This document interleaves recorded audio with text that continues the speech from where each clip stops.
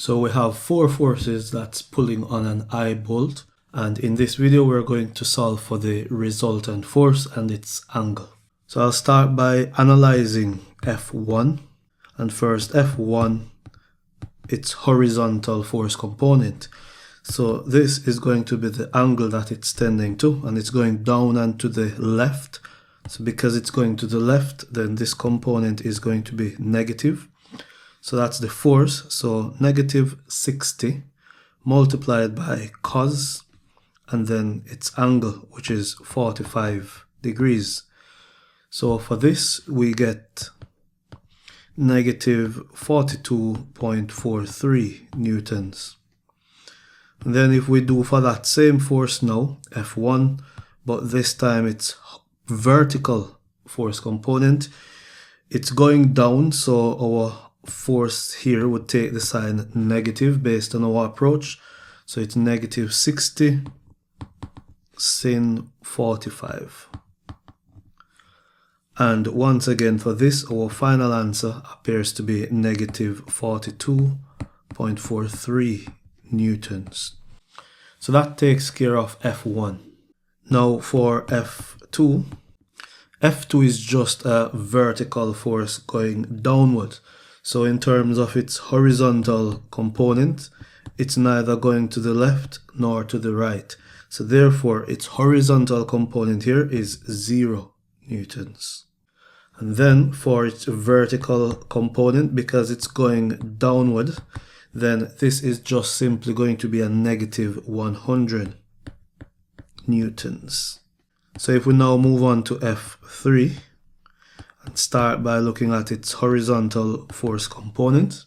Now F3 is going down and to the right, and it's 45 degrees below the horizontal reference line there. Its force is 60 newtons, so we'll say 60 and cos 45. And this one is positive because it's going to the right. So therefore, for F3, 60 cos 45, its horizontal force component here is going to be 42.43. And when we go to its vertical force component, so still on F3, it's going down, so this time it's going to be negative 60 and sin 45. And this gives us now a negative 42.43 newtons. Now, I've done other videos where I've broken down the full process of working through how we get the signs and other methods as well. And I'll just link those videos in the description, and I'll just tag them at the end of this video as well. So let's go on now to F4, which is our final force. Okay, so for F4 now, so this force, it's going down and it's going to the right as well. So we expect the same sort of signs as we got for F3. So for F4, its horizontal force component. So we have the force, that's 120, and it's horizontal. So cos angle here is 30 degrees. So this gives us 103.92 newtons. So if we move along to its vertical force component, still on F4, this will just be 120, but now sin 30 degrees. And our 120 here, so this is going to be negative as well. So our final answer here is negative 60 newtons. Okay, so these are all the force components, and what we're going to do now, we're going to use these sums to work out the resultant force. Okay, so we're going to now work out the resultant force and its angle. So to do this, we're going to first sum, so that symbol is for sum of the horizontal force components. So we got negative 42.43, there was 0, we got 42.43, and 103.92. And all of this here sums, as you can see, those cancels, so 103.92 newtons. So that's the total for the horizontal component.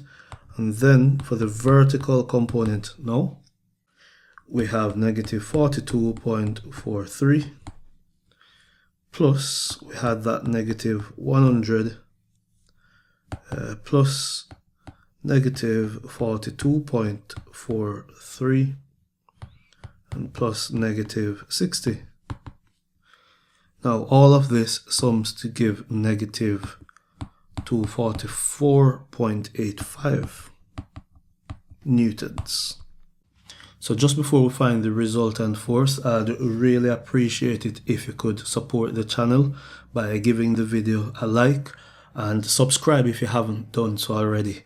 I realize that on YouTube it's really tough for these videos to get out there because the algorithm, I suppose, only recommend videos to a portion of people. So if you could give the video a like, subscribe to the channel, that would help to sort of push these videos further. Okay, so for the resultant, if we say R now, which is our resultant, is equal to the square root of, we're going to take the sum of the horizontal component, so that's our 103.92 squared, and plus, because we only need the magnitude, it doesn't matter if you put this as negative because it will come out as positive anyways. So that's the negative 244.85 squared. So we end up here with a resultant force of 266 newtons. So that's the resultant force. And now for the angle of the resultant, we use theta equals tan inverse. So tan inverse of the vertical force component now. So that's the 244.85 divided by 103.92.